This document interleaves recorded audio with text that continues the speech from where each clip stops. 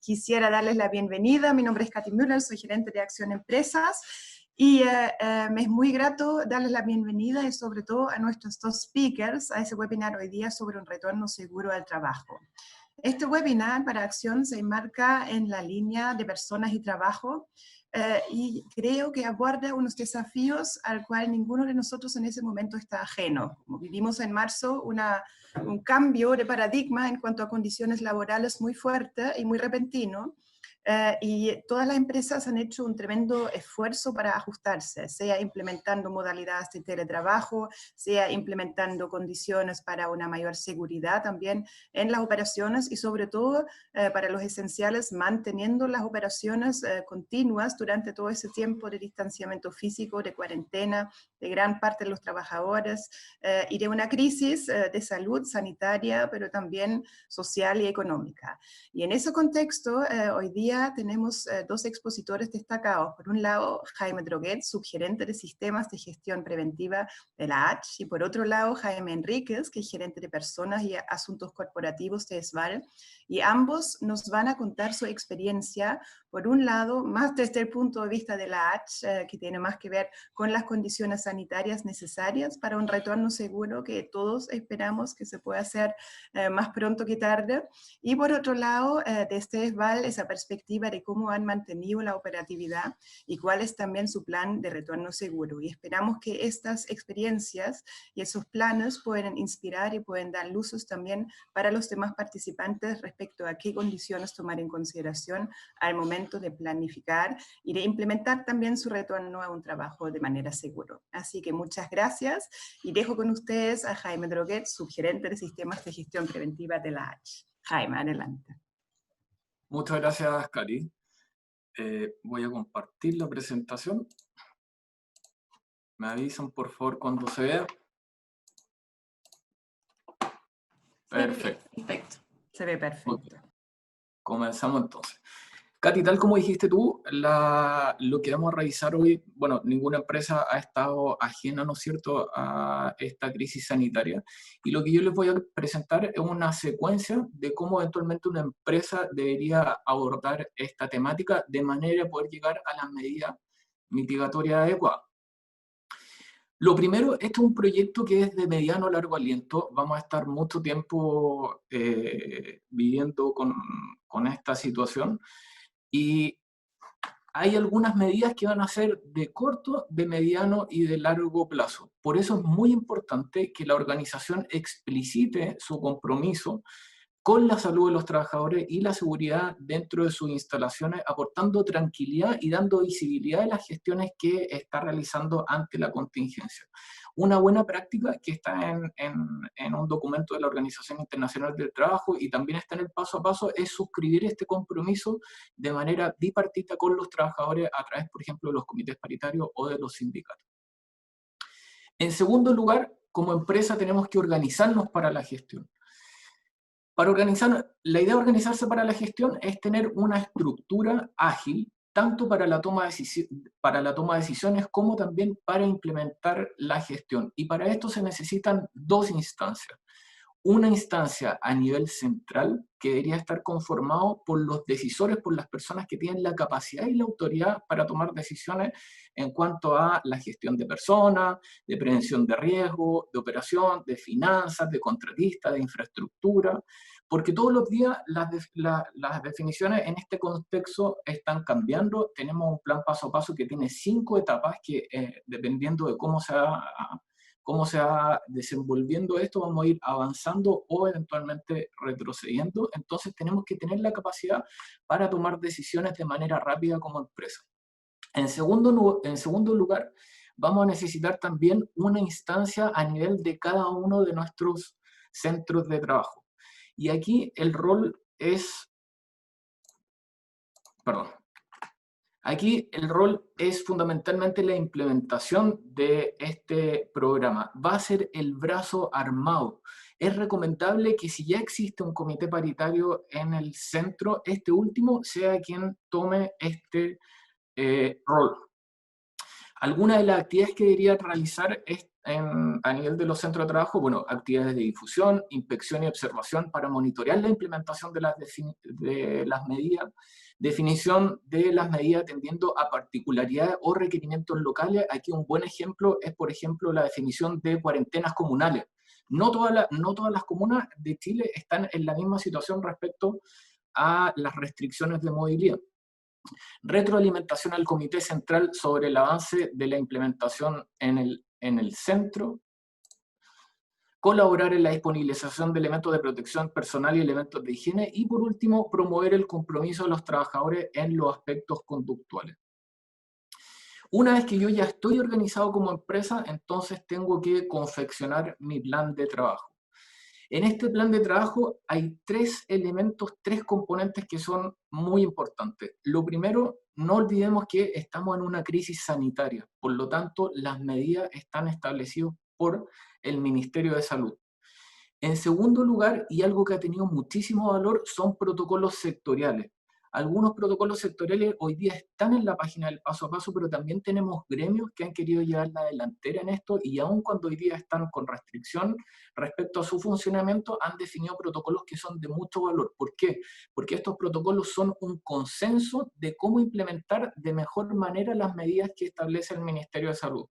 Y por último, hay muchos países en el mundo que ya han implementado medidas y tenemos mejores prácticas mundiales y también podemos conocer las cosas que eventualmente no han funcionado tan bien y también nos deberíamos alimentar de esto. En el primer componente que tiene que ver con las definiciones del Ministerio de Salud, hace muy poco, hace un par de semanas atrás, se creó el sitio Paso a Paso Laboral. Yo creo que muchos conocemos el paso a paso como concepto general, pero yo los invito a que ingresen a la página pasoapasolaboral.cl. Esta es una página que es relativamente nueva. Y lo interesante, lo que yo encuentro que tiene mucho valor, es que tiene 2 documentos ancla para que la empresa pueda llevar a cabo su gestión.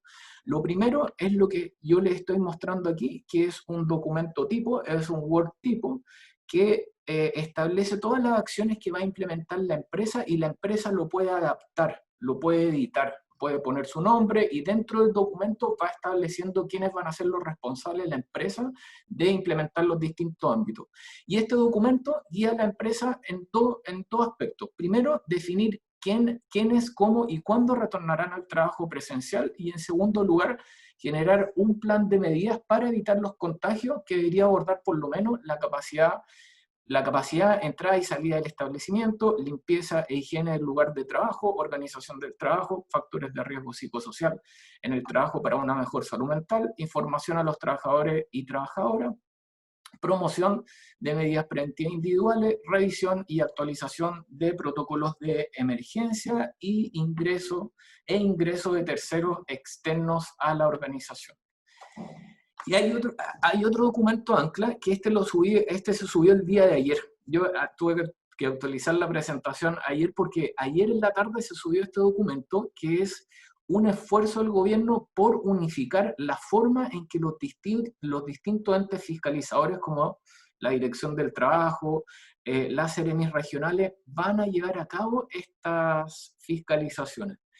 Este documento se llama Pauta Única de Fiscalización de Medidas Preventivas y creo que también es algo que la empresa debería tener en vista cuando define sobre todo cuáles van a ser los registros que van a mantener para demostrar las gestiones que están llevando a cabo. Esta pauta de fiscalización tiene 2 componentes. Primero, uno que es obligatorio, que es este que estoy mostrando aquí a la izquierda, que tiene una serie de ítems que en el caso de que vaya la Dirección del Trabajo o la Seremi de Salud a fiscalizar, va a establecer esto como obligatorio. Y tiene otro que es un anexo, que es una guía de autoevaluación respecto de buenas prácticas. No son obligatorias, pero sí generan mucho valor en la implementación. Entonces, les recomiendo que visiten este sitio. Tiene varios documentos, pero céntrense, creo que estos 2 son los que más valor tienen. Después, una vez que ya tenemos nuestro plan de trabajo, y lo mencioné cuando les estaba hablando de la pauta de fiscalización, debemos definir cuáles van a ser los registros asociados a la gestión. Y aquí tenemos 2 tipos de registros. un registro que van a ser procedimientos. ¿Qué es lo que es un procedimiento? Un procedimiento estandariza la forma en que se deben implementar ciertos procesos, actividades o cómo debemos actuar frente a situaciones específicas. Por lo tanto, lo que busca un procedimiento es homologar. En la práctica, son los documentos de consulta para todos aquellos que se vean enfrentados a un evento de este tipo. Por ejemplo, ¿cómo nos encargamos que en todos los lugares de la organización se lleve a cabo la limpieza de acuerdo a lo que establece el protocolo de limpieza y desinfección de superficie? Entonces ahí yo debería generar un procedimiento de consulta para que cualquier persona que va a realizar el proceso de limpieza tenga en vista estas definiciones. Algunos ejemplos: el procedimiento de control de ingresos, lo que les comentaba, el procedimiento de limpieza y desinfección de superficie, o el procedimiento de actuación ante un caso sospechoso. Y en segundo lugar, tenemos los registros de cumplimiento. Dentro de nuestro plan de trabajo debemos identificar aquellos aspectos sobre los que es necesario contar con una evidencia documental de su implementación para tener trazabilidad de la gestión y para presentar como evidencia ante visitas de la autoridad. Entonces hoy día tenemos un buen documento de referencia para esto, que era el que les presentaba hace un momento, que es el formulario único de fiscalización que subieron al sitio Paso a Paso Laboral. Y aquí algunos ejemplos que yo debería mantener en los centros de trabajo: por ejemplo, el registro de comunicación y capacitación, el registro de trabajadores de alto riesgo o el registro de la distribución física en las instalaciones, resguardando obviamente el distanciamiento social.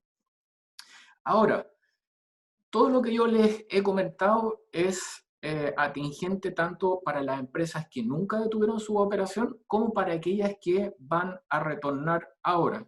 Y para aquellas que van a retornar ahora es esta lámina que está aquí. Antes de volver a operar, es muy importante identificar cuáles actividades yo debería implementar antes de que los trabajadores retornen. Y aquí yo establecí 5 ámbitos que es importante considerar. Primero, respecto a la organización y responsabilidad en el centro, yo debería conformar los comités de gestión de los que hablábamos en un inicio. Y lo segundo, identificar y distribuir los registros tipos a los centros de trabajo, que son los registros que hablábamos hace un momento, que son los documentos de consulta que van a poder tener en vista los trabajadores, y también los documentos que yo voy a tener que presentar ante una fiscalización. En segundo lugar, en el ámbito de comunicación y participación, yo debería capacitar a los trabajadores en la forma de contagio y cómo prevenir la enfermedad, considerando también no solo el trabajo, sino que ojalá el transporte y el hogar. No nos olvidemos que estamos en una crisis sanitaria y el riesgo viene más bien de afuera de las instalaciones que de dentro de las instalaciones. Comunicar lo relacionado a las modificaciones y ajustes en la forma de operar a los trabajadores. Capacitar en protocolos para casos sospechosos y contagios. Después, en el marco de las medidas de prevención y control, antes de que regresen los trabajadores, yo debería implementar la señalética social, distanciamiento social, implementar, si es necesario, los puntos de higiene y sanitización de manos, comprar, si es necesario, los elementos de protección personal y distribuirlos a los centros de trabajo, definir e implementar barreras físicas, si es necesario. Después, en el marco de la limpieza y desinfección del centro de trabajo, yo debería definir el protocolo de limpieza y desinfección y asegurar los elementos de protección personal asociados a esta tarea. Esto antes de que las personas regresen a las instalaciones. Y finalmente, la gestión de trabajadores contagiados o en proceso de evaluación, y aquí generar y definir todos los protocolos para el manejo de casos sospechosos y casos contagiados. Ahora, hasta aquí hablamos de cómo mitigar los contagios del COVID-19 en la empresa. Pero hay algunas gestiones complementarias que resultan también de esta gestión mitigatoria y que no podemos olvidar. Son principalmente 3. Lo primero, el teletrabajo. El teletrabajo es una medida muy efectiva para reducir la cantidad de personas que estarán en las instalaciones. También tiene efectos positivos en descongestionar el transporte y los lugares de acceso público. Sin embargo, la empresa deberá mitigar los riesgos a los que están expuestos los trabajadores que se encuentran en esta modalidad. Hoy día tenemos vigente, ¿no es cierto?, la ley de trabajo a distancia, y el 2 de octubre entra en vigencia el reglamento de trabajo a distancia que establece varios aspectos para la gestión de seguridad y salud en el trabajo. En segundo lugar, la gestión de las emociones. Preocuparse por los impactos en la salud mental de los trabajadores que ha tenido la incertidumbre de la pandemia, así como las nuevas formas de trabajo y el miedo a contagiarse. Para esto, lo más importante es tener una comunicación fluida, donde la organización se encargue de establecer, de comunicar cómo son las formas de contagio, cuáles son las conductas que permiten prevenirlo, y también en lo posible tener un canal para resolver dudas de manera que no se generen comunicaciones informales. Y por último, la prevención de contagio en el hogar y transporte público. Les comentaba hace un momento, no basta con hacer prevención en las instalaciones, esto está sobre todo de la puerta de la empresa hacia afuera. Por lo tanto, también es bueno que la empresa promueva medidas respecto del hogar y el transporte público. Y para finalizar, los quiero invitar a una plataforma que hemos desarrollado que se llama prevencioncovid.at.cl, que los va a acompañar en todas las etapas que realizamos ahora, en establecer el compromiso organizacional, en evaluarse, en definir el plan de trabajo, y también tiene algunos entregables que la empresa puede imprimir, los puede comunicar a sus trabajadores, a sus clientes.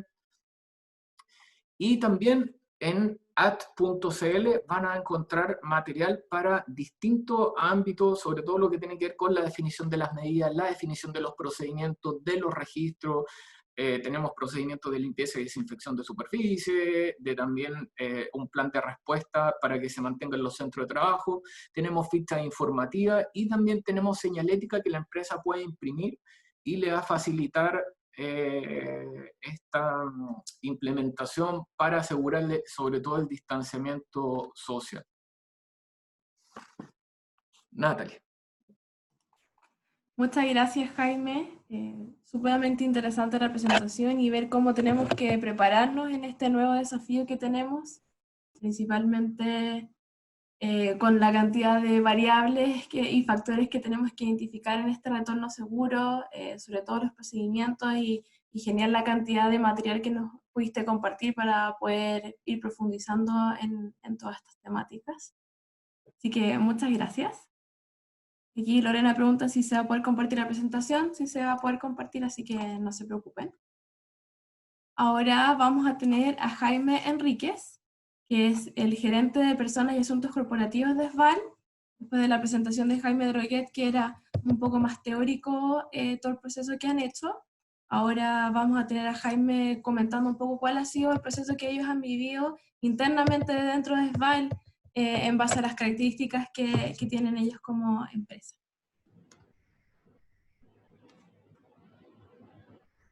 ¿Se ve? Se ve perfecto, hay que agrandar la pantalla solamente. ¿Ahí? Sí. Muchas gracias. Bien, buenos días y muchísimas gracias por invitarnos a compartir parte de lo que ha sido nuestra experiencia frente a la pandemia.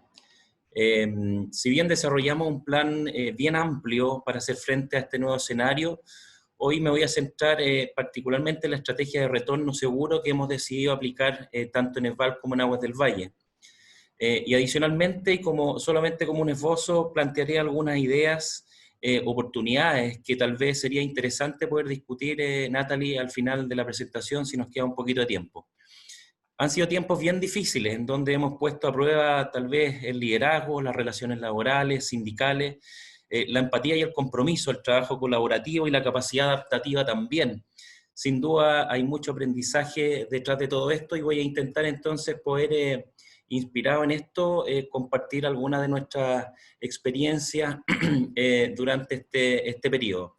Como contexto muy general, en SVAL y Aguas del Valle prestamos servicios en la cuarta y la quinta región en términos de servicios sanitarios. En términos totales, tenemos 655 trabajadores que tienen puestos más bien administrativos, que están en oficina, y casi 250 trabajadores que desarrollan sus labores en terreno, tanto en plantas de producción, de tratamiento, como también trabajan en terreno atendiendo las redes. Y tenemos más de 2.000 contratistas que tienen principalmente su trabajo también en terreno. Lo que veíamos previo al COVID es que había un uso bastante limitado de herramientas virtuales, lo que nos obligaba de alguna manera a desplazarnos permanentemente entre las distintas zonas, cuarta, quinta región, y también dentro de las regiones, nos obligaba a desplazarnos para poder tener reuniones, dado que no usábamos de manera habitual las herramientas virtuales.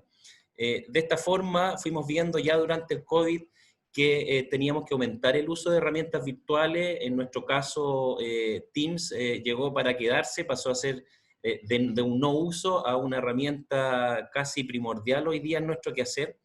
Y nos dimos cuenta también que estos 250 trabajadores, que normalmente son de nivel más operativo, pasan a transformarse en cargos críticos porque eran quienes principalmente mantenían la continuidad del servicio, la continuidad de la operación, y por lo tanto una de las primeras cosas que hicimos fue poder crear una red de reemplazo interno desde los trabajadores que estaban en sus casas.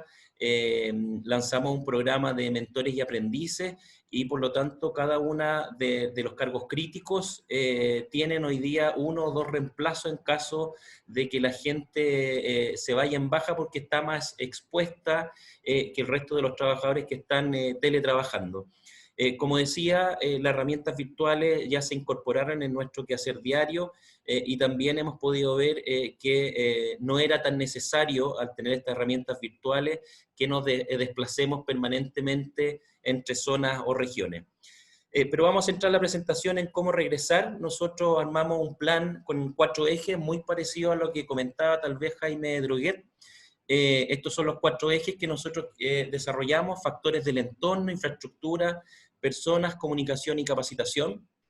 Si partimos con los factores del entorno, la idea es que podamos monitorear la disponibilidad del transporte público, que por supuesto una vez que decidamos que la gente retorne tenemos que tener mucha claridad. Analizar el contexto social regional y la situación estudiantil particularmente para aquellas personas que hoy día tienen hijos en situación de estudio y que de alguna manera entorpece el normal desplazamiento o la vida cotidiana para poder trabajar. Analizar el comercio y los servicios interrelacionados. Hemos visto particularmente en Valparaíso cómo la mayoría de los restaurantes están hoy día cerrados, y no vemos, muchos de ellos también quebraron, y no vemos posibilidades de que abran en el corto plazo. Analizar también el estado de la situación comunal de Valparaíso y Coquimbo, particularmente aquellas comunas que estén en cuarentena, y desarrollar permanentemente un benchmarking de servicios públicos y servicios básicos. Para eso definimos algunos responsables. Voy a dar algunos ejemplos. En este caso definimos como responsable de asuntos corporativos, quien tiene que estar permanentemente viendo cuáles son los servicios que están activos, la situación de estudiantes, transporte y la situación comunal, de manera que nos permita ir tomando decisiones en el comité de crisis que lidero como gerente persona, pero que va tomando todas las decisiones en función de los riesgos que vamos viendo y cómo impacta a la continuidad del servicio y a la operación. También pusimos responsable para el análisis permanente del comercio. En este caso, el responsable es la Subgerencia de Seguridad y Salud Ocupacional, y él tiene que estar revisando permanentemente cuál es la situación del comercio, y también le va entregando la información al comité de crisis. Finalmente, también benchmarking que vamos levantando permanentemente, de manera de ir recogiendo cuáles son las prácticas que otras empresas también están implementando. Desde el eje de infraestructura, tenemos que planificar el retorno de todo el mobiliario que se fue a las distintas casas. Más de 600 trabajadores que están desde sus casas movieron equipos tecnológicos, pero también movieron equipamiento como sillas ergonométricas y otro tipo de mobiliarios que necesitan ser retornados. Para ello también tenemos que crear un protocolo de limpieza y sanitización, También tenemos que ver la implementación de insumos COVID y analizar lo que está pasando con la infraestructura. De la misma forma, entonces, 5 días hábiles previo al inicio del retorno, aquí hay varios responsables que tienen que estar velando por la limpieza de los mobiliarios y el retorno de los artículos de toda la implementación electrónica y la utilización de mobiliario y el uso de estos artículos. En términos de la limpieza y la sanitización, hemos definido que va a haber un programa de limpieza cada 2 horas en los lugares de mayor contacto y con mayor potencial de transmisión o de contagio, de manera de mantener los ambientes limpios y seguros. Respecto a los insumos COVID, disponer de todos los elementos de protección. Por supuesto, la sugerencia de seguridad y salud ocupacional es la responsable y se va a ir analizando caso a caso y se dispondrá de todos los elementos que se requieran para ir evitando los contagios. Hemos decidido implementar en nuestros edificios corporativos estas cámaras que van a ir midiendo en el ingreso del personal la temperatura, de manera de ir pudiendo tomar las medidas que sean necesarias para que la gente no ingrese a los edificios.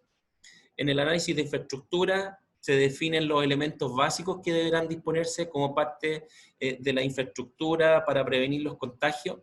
Por ejemplo, hemos decidido implementar estos separadores tanto para la gente que atiende clientes como para aquellas áreas que, por ejemplo, son encargadas de la correspondencia y que tienen mayor flujo de cara a cara, digamos, con otras personas. En el eje de personas, bueno, aquí definimos e implementamos el plan de retorno paulatino. Aquí hay que definir cuáles van a ser los horarios, los turnos. Está la implementación y la entrega de los equipos de protección, la definición de la segregación de los usos de comedores, definición e implementación de los protocolos de ingreso, también la implementación de una encuesta que pesquise preventivamente, digamos, algunos síntomas.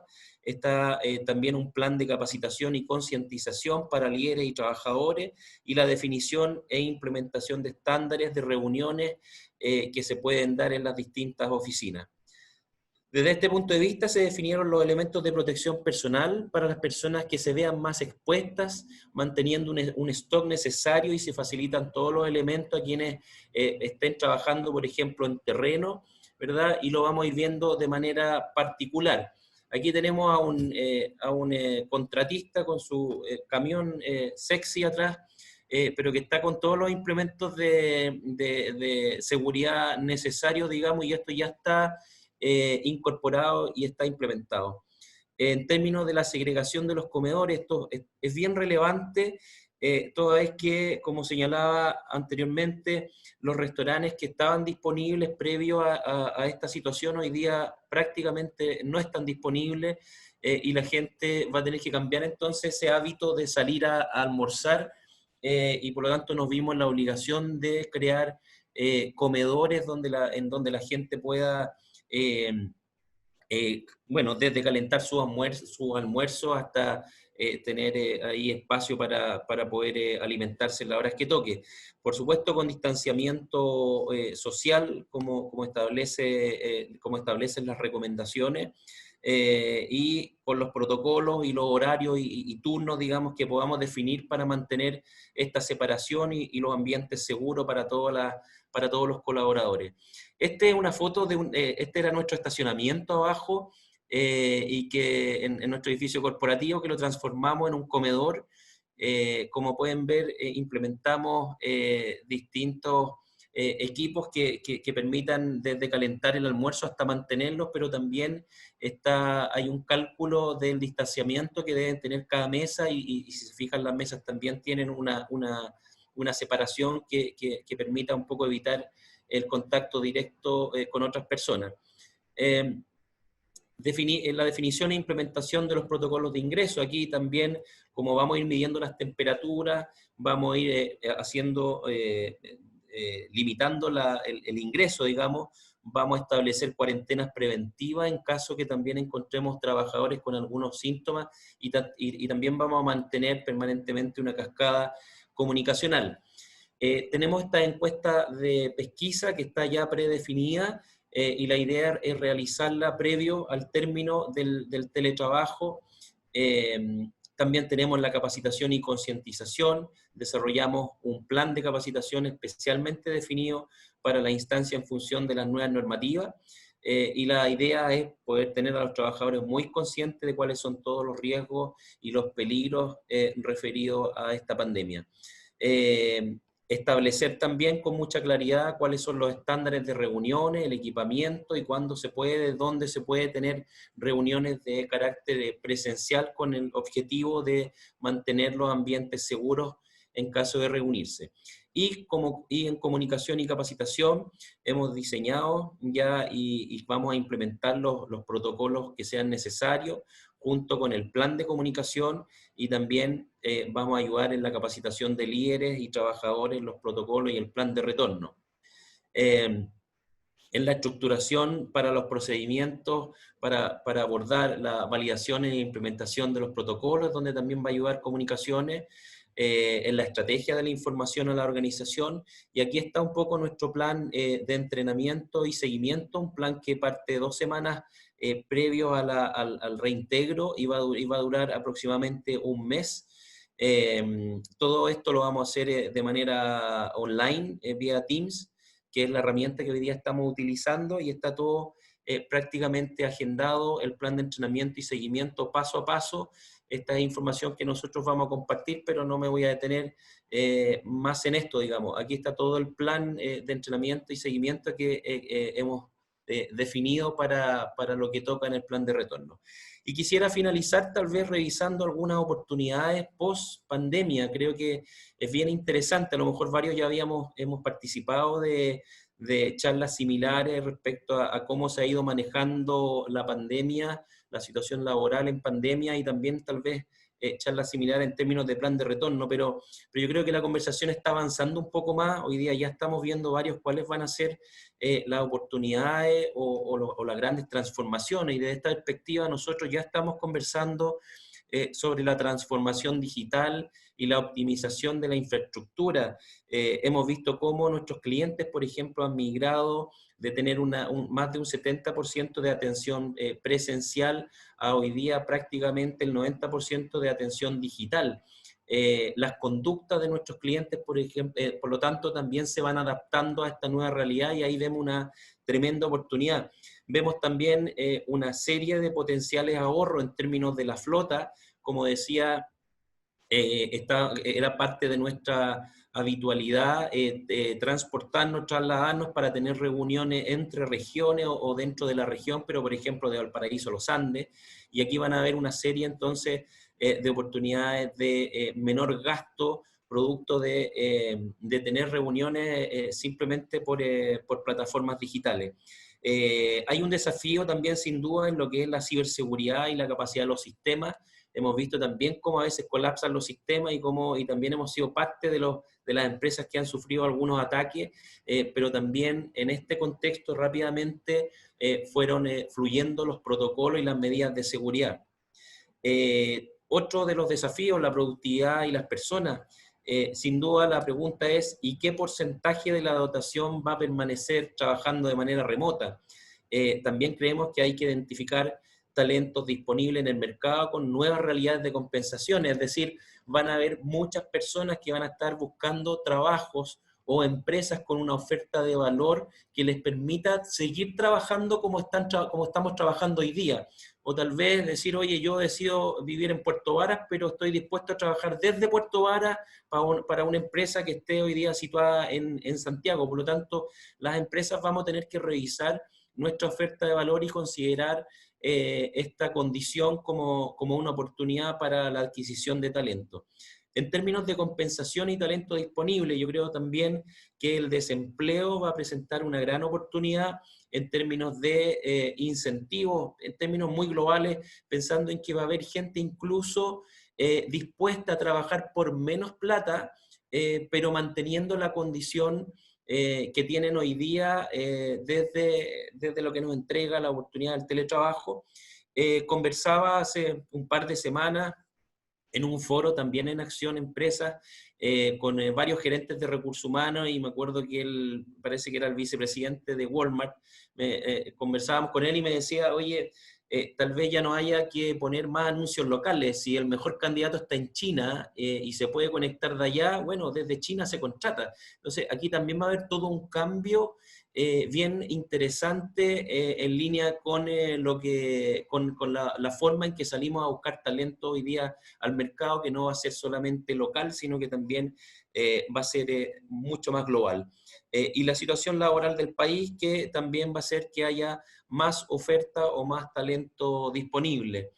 Y desde la modernización del modelo operacional, nosotros ya estamos analizando algunas potenciales automatizaciones de procesos que hemos visto que son repetitivos en términos muy operativos, y también hay áreas administrativas en soporte que vemos que van desapareciendo con el tiempo. Nosotros, por ejemplo, implementamos algo que en otras empresas seguramente ya estaba hace mucho tiempo, pero en 2 semanas nosotros ya teníamos implementada la firma digital para un montón de procesos que eran manuales para nosotros, que fueron manuales durante mucho tiempo.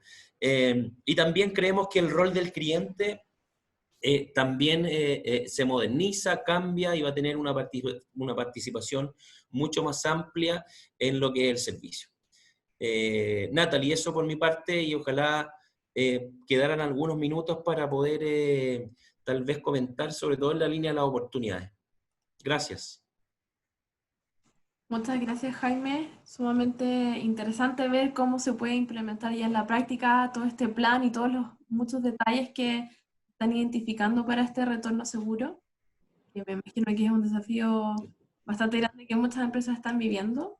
Y sobre todo muy interesante la última parte de todas las oportunidades y cómo se está cambiando este paradigma en relación al trabajo y cómo la forma de trabajar va a cambiar probablemente por siempre. Así que aquí tenemos varias preguntas y la idea es dejar el resto del webinar para responderlas.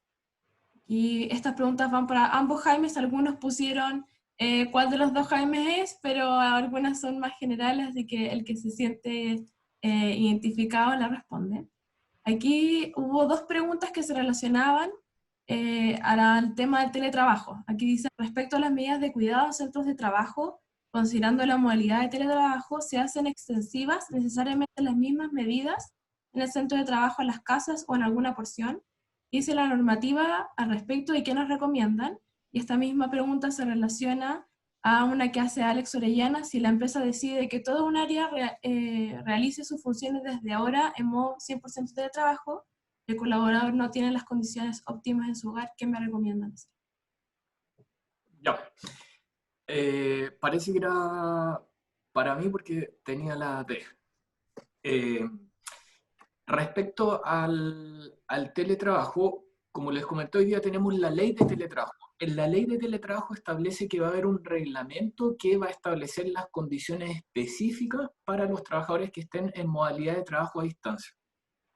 En ese sentido, cuando salió el reglamento, en realidad no definió muchas consideraciones específicas, y lo que dijo el reglamento fue el documento de referencia para todo lo que no está en este reglamento es el Decreto Supremo 594. ¿Qué significa eso? Que las condiciones son prácticamente las mismas las que debe cumplir la empresa, tanto en sus instalaciones como en el domicilio del trabajador. Eso es la práctica, que eso es lo que determina que el documento de referencia sea el Decreto Supremo 594.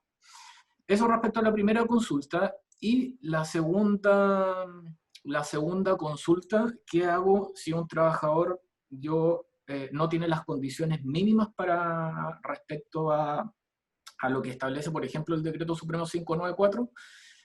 Hoy día creo que la prioridad es que ojalá no nos desplacemos. Ojalá que podamos trabajar desde nuestras casas, aún si es que eventualmente no cumplimos con las condiciones mínimas, porque hoy día creo que el riesgo de desplazarse es aún mayor, entendiendo la situación en la que estamos. Entonces, considerando que el reglamento entra en vigencia el 2 de octubre, y nosotros ya hemos iniciado algunas conversaciones con el Ministerio del Trabajo y con la Superintendencia de Seguridad Social para que en lo posible, esto el día de hoy no existe, es algo que nosotros estamos tratando de que exista, alguna disposición transitoria para que cosas como el 594 entre en fiscalización, pero solo en marcha blanca. ¿Por qué? Porque hoy día la prioridad es que los trabajadores se queden en las casas. Pero el 2 de octubre, así tal cual está la ley, el 2 de octubre, si yo tengo un trabajador que no tiene las condiciones mínimas en sus casas, entonces desde el 2 de octubre en adelante yo le tengo que asegurar un puesto en mis instalaciones, considerando obviamente el distanciamiento social. De acuerdo a lo que la legislación dice en lo que hay actualmente, el 2 de octubre yo lo tengo que tener a esa persona que no tiene las condiciones mínimas en su casa, lo tengo que tener en mis instalaciones, asegurarle un puesto. Y por mi parte, solo agregar, porque Jaime es experto en esta materia, pero tal vez considerar que toda esta norma sale bastante forzada, o sea, nos encontramos con una situación bien crítica, bien encima, y por lo tanto lo que hace el regulador es sacar una norma que tenga como condiciones mínimas, básicas, higiénicas, digamos, y que asegure las condiciones del trabajador. Sin perjuicio de eso, la ley de teletrabajo hay que pensar que lleva años guardada por ahí en algún escritorio, aparece a partir del 1 de julio y aparece como aparece, digamos. Yo creo que tampoco hubo demasiado tiempo para adecuar a una realidad que después de 5 meses estamos dándonos cuenta que la condición está cambiando aceleradamente. Por lo tanto, lo más probable es que esto vaya a tener algún tipo de flexibilidad adelante, porque vamos a hacer, y me incorporo en esto, vamos a ser los propios trabajadores lo que le vamos a pedir al empleador mantener ciertas condiciones. ¿Y por qué trabajar solo desde la casa? A lo mejor yo quiero trabajar desde un Starbucks o desde la playa, da lo mismo. ¿Y por qué el empleador tiene que estar preocupándose si hay un salvavidas en la playa desde la que yo quiero trabajar? Entonces, van a ser discusiones que hacia adelante se van a tener que incorporar. Yo creo que aquí grupos como el que estamos hoy día conversando, digamos, tenemos que empujar a que esta mayor flexibilidad que antes conversábamos se vaya también incorporando en la reflexión y ojalá en los nuevos reglamentos, digamos, ¿eh? Porque vamos a ser como digo, vamos a ser los trabajadores los que vamos a estar tal vez más interesados en mantener condiciones que hoy día nos permiten o pasar más tiempo con la familia, tener más tiempo personal, u organizarnos como a uno más le acomode, digamos, ¿eh? Así es, solamente agregar, y respecto a lo que tú también decías, Jaime, que hoy día hay muchos colegios, los colegios no están funcionando. Entonces también, ¿qué hacemos en los casos que tenemos un menor y no tenemos red de apoyo? También es complejo. No, aunque yo no tenga las condiciones mínimas de acuerdo a lo que establece el 594, yo prefiero 1000 veces quedarme desde la casa trabajando que me hagan ir a las dependencias de la empresa. Entonces, estoy de acuerdo que aquí una labor que tenemos es empujar para que ojalá esto se aplique con cierto criterio, al menos hasta que esto no esté más controlado. Gracias a ambos, y siguiendo un poco con esta misma línea, quiero hacer esta pregunta de Katy, que dice: en cuanto al reclutamiento y retención de talentos, ¿han hecho reestructuraciones o reasignaciones dependiendo de las preferencias de las personas? Si prefieren trabajar mayoritariamente desde la casa o en las operaciones. Oye, en nuestro caso, nosotros, bueno, tal vez tenemos una condición distinta porque somos una empresa de servicio esencial y tenemos flujos más o menos permanentes. Sin embargo, esta pandemia también nos ha golpeado fuertemente en términos de los ingresos. Hay más personas que están dejando de pagar sus cuentas y el legislador también ha puesto algunas condiciones respecto al no corte. De manera que algunos incobrables han ido aumentando y los consumos también han bajado, particularmente en nuestra condición en Valparaíso y en Coquimbo, en todo lo que es comercial, el cierre de restaurantes, pubs, hotelería, etc. Pero así todo hemos decidido no hacer reestructuraciones por este año. Pero sí estamos viendo, yo un poco lo planteaba, creo que va a haber mucho talento disponible a propósito de la tasa de desempleo.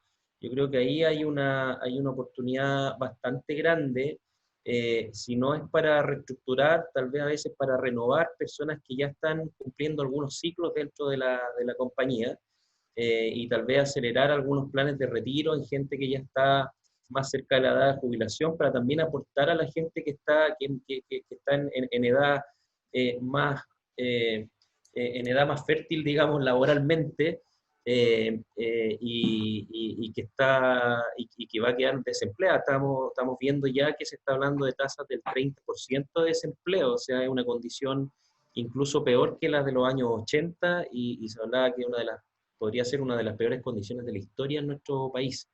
De manera que va a haber mucho talento disponible. La gente que va a estar disponible no se fue porque no hacía bien su trabajo, sino porque hay empresas completas que están cerrando.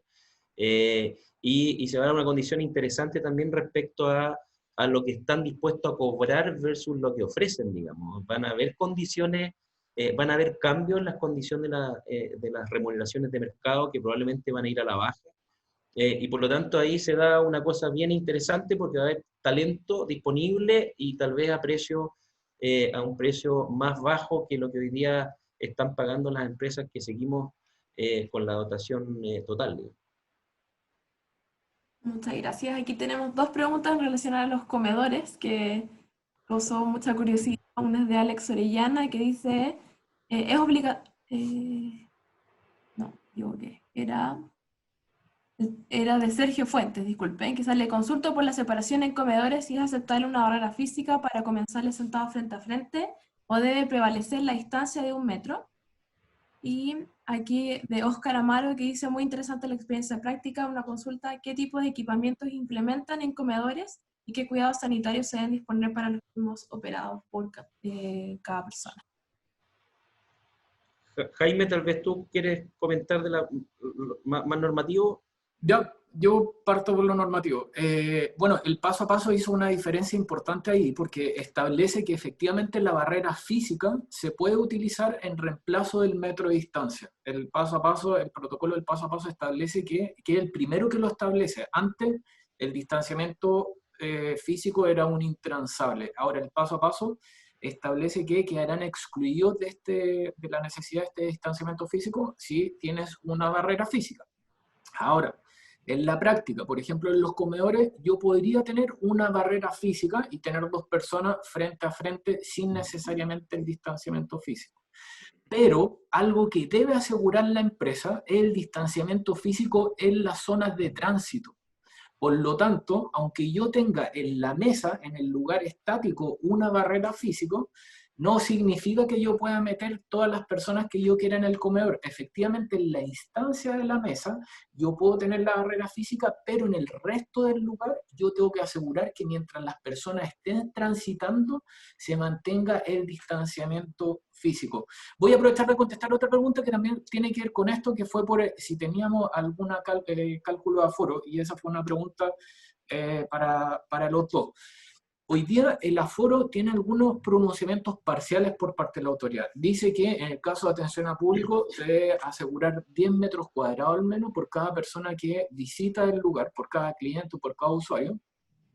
También establece que los lugares que tengan menos de 10 metros cuadrados puede solamente estar un cliente, en el caso de la atención a público. Pero respecto a los espacios laborales, solamente podemos considerar lo que está establecido en un dictamen del MinSal, que era que la cantidad máxima, el aforo máximo, es de 50 personas en un lugar cerrado, y nosotros pedimos una interpretación al MinSal sobre eso, y lo que el MinSal nos dijo es que esos 50 personas son respecto a áreas que pueda contener un lugar. O sea, no necesariamente es que el lugar tiene que tener 50 áreas, sino que si yo el lugar lo tengo subdividido, cada subdivisión puede tener hasta 50 personas. Ahora, desde el ámbito ya tratando de interpretar todo lo que está dando vuelta, nosotros sugerimos que se consideren para trabajadores al menos 5 metros cuadrados. Eso considerando que uno tiene más o menos 50 centímetros de ancho, y si calculamos 1 metro para cada lado, deberíamos considerar al menos, hasta que la autoridad no diga algo distinto, deberíamos considerar 5 metros cuadrados. Con eso ya estaríamos resguardando el distanciamiento físico, pero siempre, lo que les comentaba, tenemos que tener la señalización, todo lo que nos asegure también que en los momentos de tránsito esto se cumpla. Oye, en nuestro caso, la definición del comedor está considerando lo que decía recién Jaime en términos del distanciamiento, pero un poco la filosofía es que lo que abunda no daña. Entonces, siguiendo la norma del distanciamiento, además estamos poniendo estas separaciones. Y yo diría que estamos tratando de incorporar un concepto muy parecido a cuando uno hace una evacuación de un recinto completo. Tratar de hacer turnos, quién sale primero, quién sale después, y acompañar a esta gente con algunos facilitadores o gente de prevención de riesgo, de manera de estar fiscalizando o asegurando que exista todo este distanciamiento hasta que se genere el hábito. Una vez que generamos el hábito, ese debe ser como el objetivo. Una vez que generamos el hábito, ya se incorpora casi como parte del ADN o parte de la cultura, digamos. Pero hay que trabajar mucho en ese hábito que al principio, aunque sea un poco molesto, tenemos que incorporar personas que estén asegurando que se estén dando estos distanciamientos. Adicionalmente, el comedor va a tener señaléticas por donde se puede transitar, ¿verdad? Y vamos a estar permanentemente con una persona monitoreando efectivamente que las conductas que se vayan dando dentro del comedor sean las adecuadas. En la medida que esto ya se incorpore, bueno, este segurito que va a estar ahí, o este vigilante, va saliendo. No va a ser un guardia, por supuesto, yo hablo de facilitador porque la idea es que salga de las propias áreas, o tal vez que por turno haya un facilitador con quien nos podamos juntar, supervisado por la gente de seguridad y salud ocupacional, pero que en el fondo sea de una manera mucho más amistosa la generación de ese hábito. Gracias. Y ahí Jaime justo respondió la de foro, que era la siguiente pregunta, así que ideal.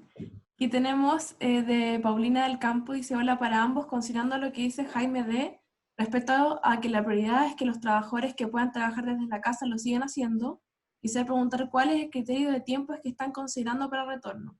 Dicho de otra forma, ¿cuál es el momento adecuado para volver para aquellas personas que pueden seguir haciendo teletrabajo? Perfecto. Filosófica. Sí, yo creo que aquí ojalá que haya un grupo de personas que por un buen tiempo se van a mantener en teletrabajo. Muchas veces hablamos como la vacuna del horizonte de poder un poco tener un mayor grado de normalidad. Pero la verdad es que, y también de acuerdo a lo que decía Jaime, el teletrabajo creo también se transforma en un aspecto bien valorado por algunos trabajadores. Entonces, si tienes una ecuación de trabajadores que lo valoran y por otro lado que tienen las condiciones adecuadas y tú también complementar esas condiciones de acuerdo a lo que establece el reglamento, me parece que hay un grupo de trabajadores que deberían permanecer un buen tiempo. Ahora, ¿cuándo yo debería hacer un retorno al menos parcial de los trabajadores?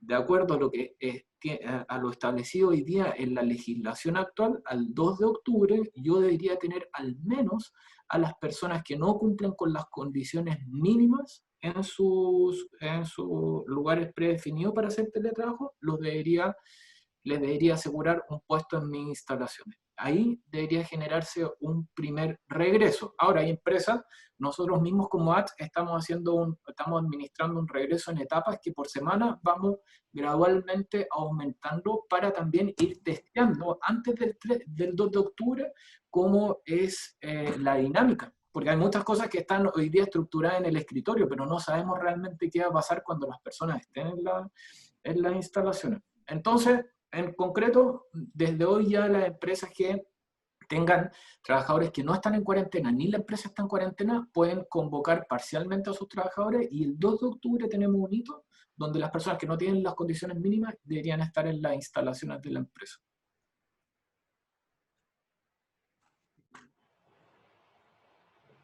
Perfecto. Y aquí ya vamos a terminar, así que voy a hacer las últimas preguntas. Salieron dos en relación a las mascarillas, así que las voy a hacer. Una es si es que es obligación que las mascarillas que entregue la empresa sean solo desechables y no del tipo lavable. Después alguien pregunta en el caso de que sean mascarillas reutilizables, si es responsabilidad del empleador su limpieza.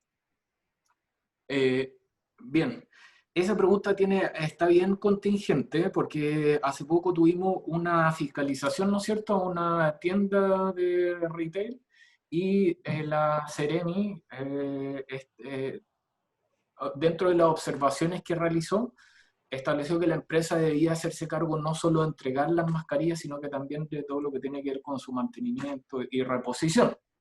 Entonces, hoy día, de acuerdo a lo que ha establecido el Ministerio de Salud, las mascarillas reutilizables siguen estando vigentes para poder entregárselas a los colaboradores. Por otro lado, cuando hablamos de mascarillas desechables, no debemos olvidar que también debemos implementar protocolos para su desecho y todo lo que significa tener este tipo de elementos. Una cosa también que anda dando vueltas y que quiero aclarar es que las mascarillas no son un elemento de protección personal, que algo también es una duda que surgió de esta fiscalización que hizo la Ceremi.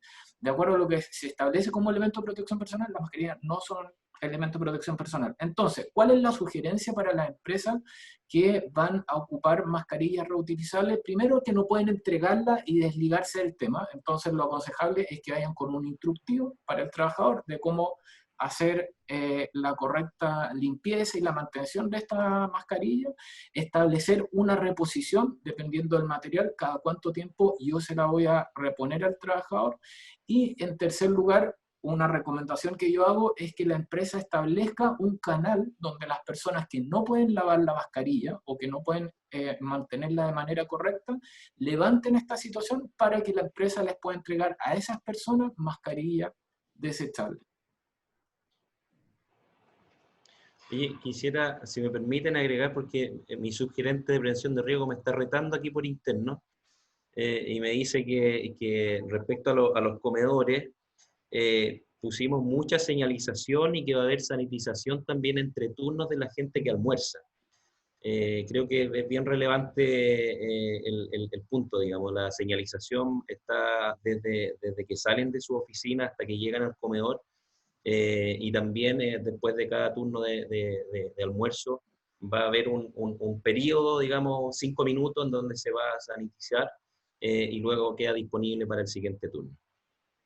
Eso es una buena medida, que cualquier dinámica de turno en realidad que tenga la organización, cualquier dinámica de turno, ya sea por trabajo, por almuerzo, lo que sea, ojalá que se disponga entre medio, entre turno y turno, un proceso de limpieza de acuerdo a lo que establece el protocolo de limpieza y desinfección de superficie. Muchas gracias ahí por la aclaración. Antes de terminar voy a hacer la última pregunta, pero también destacar que puse ahí un link de una encuesta al webinar, así que les pido por favor que se tomen ahí un minutito para responderla. Nos ayuda mucho a seguir mejorando con nuestros webinars, sobre todo la cantidad de variedad de actividades online que hay, así que es la forma para seguir mejorando. Y aquí la última pregunta para cerrar. Hay muchas preguntas, así que ha sido muy interesante todo este diálogo, pero por tiempo ya no podemos seguir. Que es la última de Sergio Fuentes: ¿cómo han abordado las declaraciones de salud de los colaboradores, que según el último checklist debe ser diario? Sobre todo un tema más personal, que es lo que tenga que ver con la salud de cada colaborador, lo que también es súper delicado y interesante y de discutir. Oye, en nuestro caso mantenemos... tenemos como una información en cascada que intentamos, bueno, primero que los jefes estén muy en contacto con toda su gente, pero establecimos un protocolo esencial desde que empezó esta cuarentena por nuestra parte voluntaria, porque como somos empresa de servicio esencial, nosotros podríamos seguir yendo a la oficina. Pero el protocolo indicaba que en caso de síntomas o dudas, tienen que comunicarse con prevención de riesgos corporativos, quien va o dando las indicaciones de cómo tener que ir reaccionando frente a las distintas etapas. En caso de que se sienta mal, bueno, se sugiere que se vaya a ver bueno, que llame a la seremía, bueno, todos los pasos que ya todos conocemos. Y le vamos haciendo seguimiento a la gente. Ahí vamos decidiendo si ponemos incluso en cuarentenas preventivas, es decir, ya sacándolos del teletrabajo y que permanezcan estos 14 días en cuarentena, y también nos vamos enterando de lo que va pasando a nivel familiar, que los casos más frecuentes que hemos tenido, dado que la gente está en sus casas, es que en algunos casos sean las familias, las señoras o los maridos quienes a veces tienen que seguir trabajando. Tenemos 2 casos de señoras que son enfermeras y que, bueno, están bastante expuestas a contagios, y nos vamos enterando de inmediato. Los trabajadores saben que tienen que avisar centralizadamente a la subgerencia de seguridad y salud ocupacional, y como decía, de ahí vamos dando los lineamientos. Esa es la forma en que estamos, o sea, prácticamente a disposición de ponerse en contacto con los 650 trabajadores que están hoy día en teletrabajo, y bueno, y ahí está prácticamente toda la gerencia de personas en contacto con todos, digamos. Y yo diría que la segunda patita de esto es el contacto permanente con los sindicatos. Lo que no nos enteramos por el lado de los jefes o que no nos llaman directamente, siempre llega por el lado de los sindicatos, y ahí mantener ese lazo estrecho creo que ayuda un montón, y a nosotros nos ha ayudado mucho. Hemos estado trabajando muy permanentemente con ellos, tenemos reuniones semanales, tenemos reuniones también mensuales para ver incluso la situación global o financiera de la empresa. Pero en esto hemos estado muy coordinados con los sindicatos y sobre todo la gente que trabaja en terreno, los operadores. Muchas veces prefieren llamar al dirigente sindical que decirle al jefe que se siente mal, digamos, el jefe lo va a retar. Entonces llaman al dirigente sindical y él se pone en contacto con nosotros. Esa es un poco la dinámica que tenemos para ir enterándonos de la situación de la gente.